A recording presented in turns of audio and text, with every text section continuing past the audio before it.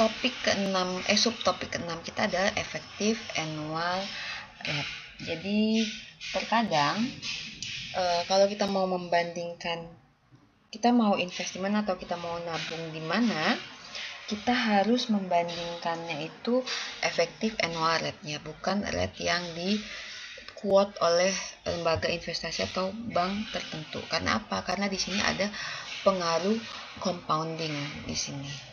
Nah, misalnya apakah bank A itu rate-nya 12% per tahun, Bank A itu compoundingnya per tahun, Bank B itu quote rate-nya itu adalah 6% per semester gitu. Nah, berarti kan dalam setahun kan sebenarnya rate-nya 12%. Kemudian Bank C itu quote rate-nya itu adalah 12% tapi compoundingnya setiap bulan. Nah, mana sih sebenarnya yang mau kita pilih? Kan sebenarnya sama-sama 12% tuh. Nah, sebenarnya interest ataupun return yang kita dapatkan itu enggak benar-benar pas 12% kalau misalnya kita pilih di bank B atau bank C, karena dia compoundingnya itu enggak per tahun. Nah, yang harus kita bandingkan di sini ketika kita dihadapkan kepada pilihan investasi atau pilihan tabungan yang berbeda dengan compounding yang berbeda, kita harus bandingkan effective annual rate-nya. Karena effective annual rate itu sebenarnya menggambarkan berapa sih rate yang benar-benar kita dapatkan, kita terima dalam 1 tahun setelah mempertimbangkan efek compoundingnya. Nah, jadi kalau kita membandingkan dua alternatif atau lebih investasi dengan different compounding period, jadi yang harus kita bandingkan adalah EHR-nya, bukan quote rate-nya. Kalau quote rate-nya itu namanya annual percentage rate. Jadi kalau misalnya rate yang harus di-quote oleh bank atau misalnya lembaga investasi di sini. Secara definisi APR itu, annual percentage rate itu adalah period rate dikali dengan number of period per tahun. Nah, di sini berarti kalau misalnya kita punya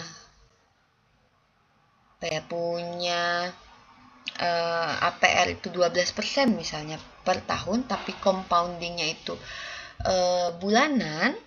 Nah, berarti period rate-nya itu sebenarnya adalah 12% dibagi dengan 12, karena number of period-nya ada 12 bulan. Karena dalam setahun ada 12 bulan ya.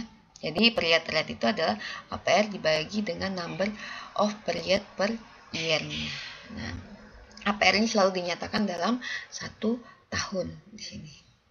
Nah, sekarang contoh ya, kalau kita mau menghitung APR di sini. Berapa APR kalau monthly rate-nya 0,5%? Berarti dalam setahun ada 12 bulan, berarti 0,5% kali 12, 6% APR-nya. Berapa APR kalau semi-annual rate-nya adalah 0,5%? Berarti 0,5% dikali 2 sama dengan 1%, itu APR-nya. Berapa monthly rate kalau APR-nya adalah 12% dengan monthly compounding? Berarti 12% dibagi dengan 12. Karena ada 12 periodnya, number of periodnya ada 12 sama dengan 1%. Jadi monthly rate-nya adalah 1%. Nah, jadi rate-rate yang di quote itu biasanya yang APR ini, si annual percentage rate di sini. Nah, sekarang udah tahu APR, sekarang coba kita menghitung IAR-nya, effective annual rate di sini. Misalnya kita mampu mendapatkan 1% per bulan dari $1 yang kita investasikan hari ini. APR-nya berapa? APR-nya berarti 1% kali 12 bulan, 12%. Berapa yang efektif kita dapatkan? Berapa yang benar-benar kita dapatkan? Kita cek nih, future value kita adalah present value dikali 1 plus R pangkat T ya. Berarti di sini karena dia compoundingnya per bulan, berarti yang rate yang kita pakai harus yang rate yang per bulan juga. Lalu di pangkat 12, karena number of periodnya ada 12, sama dengan 11.268 di sini. Nah, ini kan masih dalam bentuk dolar ya. Jadi bukan 1000 ya, dari $1 yang kita investasikan hari ini menjadi $1 $1,1268. Berarti ada interest atau return berapa yang kita dapatkan? Interest yang kita dapatkan kan dalam dolar adalah $0,1268. Nah, dalam percentage atau dalam rate-nya berapa? Berarti yang kita dapatkan dikurangin yang kita investasikan dibagi dengan berapa yang kita investasikan. Sama dengan 12,68%. Jadi sebenarnya return yang kita dapatkan itu bukan cuma $12, tapi 12,68%. Jadi ini adalah EAR-nya yang sudah memperhitungkan compounding. Ini adalah APR-nya, rate yang di-quote oleh lembaga investasi atau bank di sini. Jadi nggak boleh membandingkan menggunakan APR, tapi bandingkanlah dengan EAR di sini. Kita bandingkan nih, kalau misalnya masih sama yang kita investasikan $1, tapi di tempat atau di perusahaan yang menghasilkan rate-nya itu 3% dan compoundingnya per kuartal. Nah, APR-nya berapa? Annual percentage rate-nya 3% kali 4. Dalam setahun ada 4 kuartal, sama dengan 12%. Tapi berapa sih yang efektif kita dapatkan? Yang efektif kita dapatkan itu adalah $1 menjadi $1,1255 di sini. Berarti rate-nya berapa? Rate-nya berapa yang kita dapatkan dikurang yang kita investasikan dibagi yang kita investasikan, yaitu 12,55%. Nah, ini yang kita bandingkan nih, EAR yang di sini dengan EAR di sini, bukan APR. Kalau bandingkan APR, sama aja nabung di sini atau nabung di sini. Padahal kalau kita nabung di yang monthly compounding ini, efektif return yang kita dapatkan itu 12,68%, sementara ini 12,55%. Nah, ini adalah formula dari EAR. EAR sama dengan 1 plus APR bagi M, lalu pangkat M dikurangi 1. M ini adalah number of period dalam 1 tahun.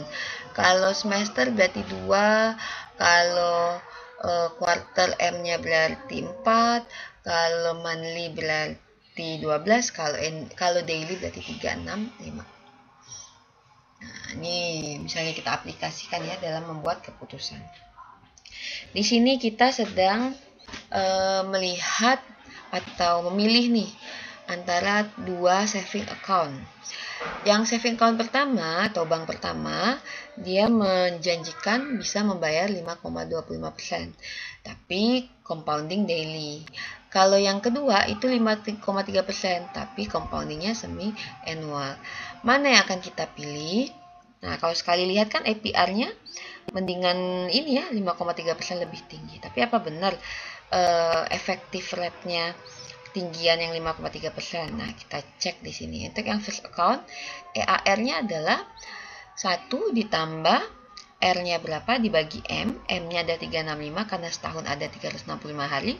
Di pangkat M, pangkat 365 kurang 1, 5,39%. Sementara yang account kedua, EAR-nya adalah 5,37%. Jadi walaupun APR-nya lebih tinggi yang 5,3%, tapi efektif rate yang kita dapatkan itu lebih tinggi di account pertama karena 5,39% dibandingkan 5,37%. Nah, sekarang ini masih lanjutan ya. Kita verifikasi benar nggak sih? Anggap kita nabung $100 pada masing-masing account, first account sama second account. Untuk yang first account, berarti kita untuk mencari future value-nya, kita cari daily rate-nya terlebih dahulu. Daily rate-nya berarti 5,25% dibagi 365, sama dengan ini. Lalu future value-nya berarti yang akan kita dapatkan selama 1 tahun ke depan, itu adalah present value-nya 100 dikali 1 plus R yang ini pangkat 365. Lalu ini sama dengan 105,39. Kemudian yang second account, kita harus cari semi annual rate-nya.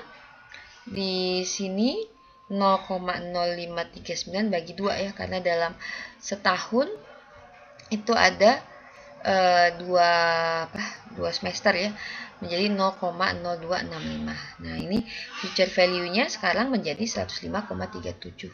Jadi memang benar kita mendingan nabung yang di first account ini, karena uang yang dihasilkan itu lebih banyak dibandingkan yang second account di sini.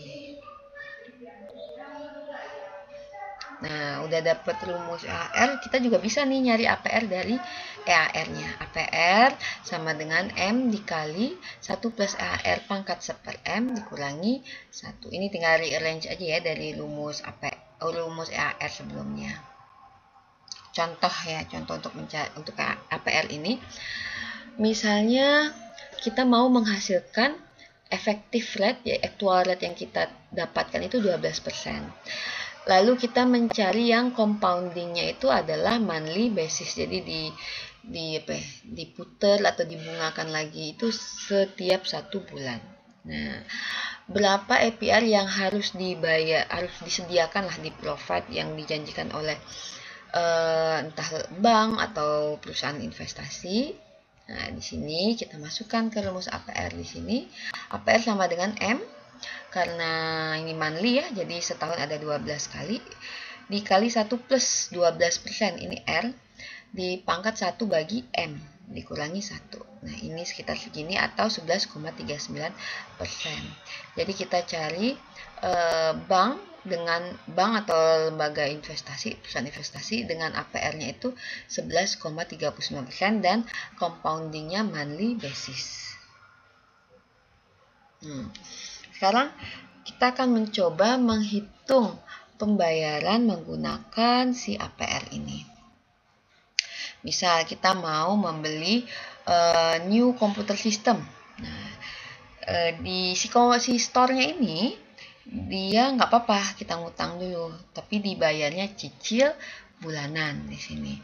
Harga komputernya 3.500. Nih, loan periodnya adalah 2 tahun. Interest rate-nya 16,9% dengan monthly compounding. Pertanyaannya berapa sih payment tiap bulan kita? Nah, ini 16,9% ini adalah si APR-nya, quoted rate-nya. Yang harus kita cari tahu terlebih dahulu adalah monthly rate. Monthly rate-nya adalah 16,9% dibagi dengan 12. Karena kan compounding, kan kita pembayarannya kan monthly ya. Bagi 12 sama dengan 0,014. Number of months-nya berapa lama kita mencicil? 2 tahun kali 12 bulan. Kita mencicil tiap bulan sama dengan 24 kali. Nah, di sini karena pembayarannya itu nominalnya sama, interval waktu pembayarannya sama, kita bisa menggunakan present value interest factor annuity. Oke, kita masukkan ke sini. Kita tahu sekarang present value-nya ada 3.500.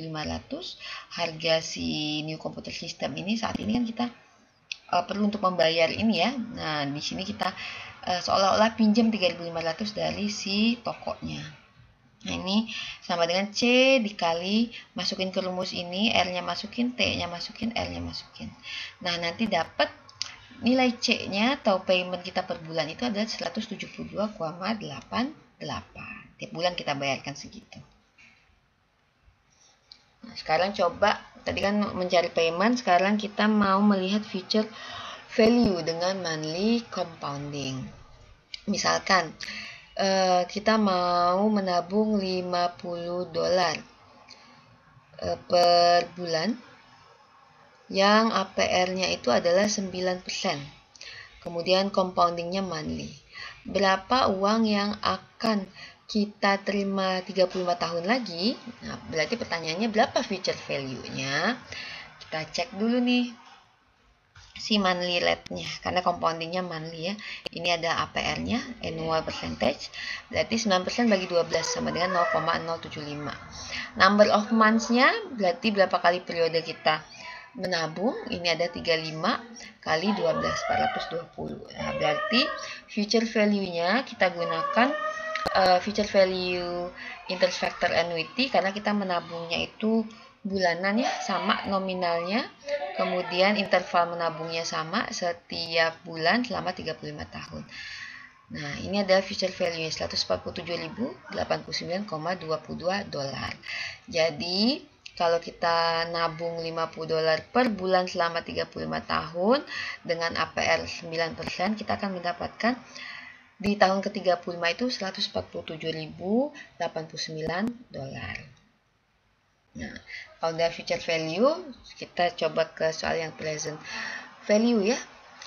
Untuk yang present value ini, kita butuh $15.000 di 3 tahun yang akan datang untuk membeli mobil baru.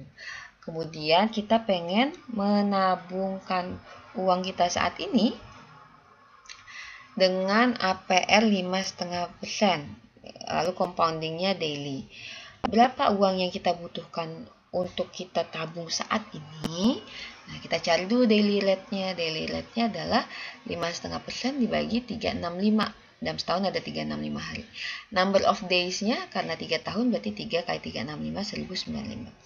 Berarti uang yang kita perlu tabungkan saat ini adalah si present value-nya nih.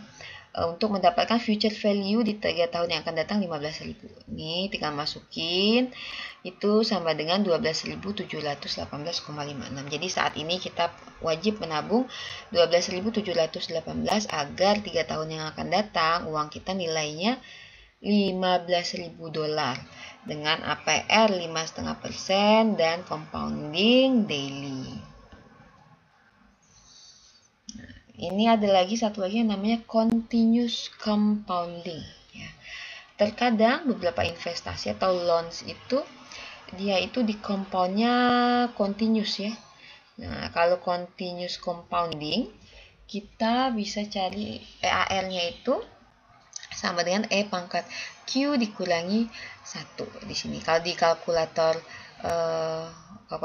ini ya, yang Casio biasa itu sama, itu ada E pangkat X. Nah, E pangkat X-nya itu sama aja E pangkat Q ini. Nah, si Q ini adalah si annual rate-nya. Contohnya berapa efektif annual rate dari 7% di compoundingnya continuous di sini. Berarti EAR-nya adalah E pangkat 0,07 atau 7% dikurangi 1. Nah, EAR-nya adalah 7,25%. Oke, itu untuk subtopik 6. Sekarang kita akan masuk ke subtopik 7 tentang loan amortization.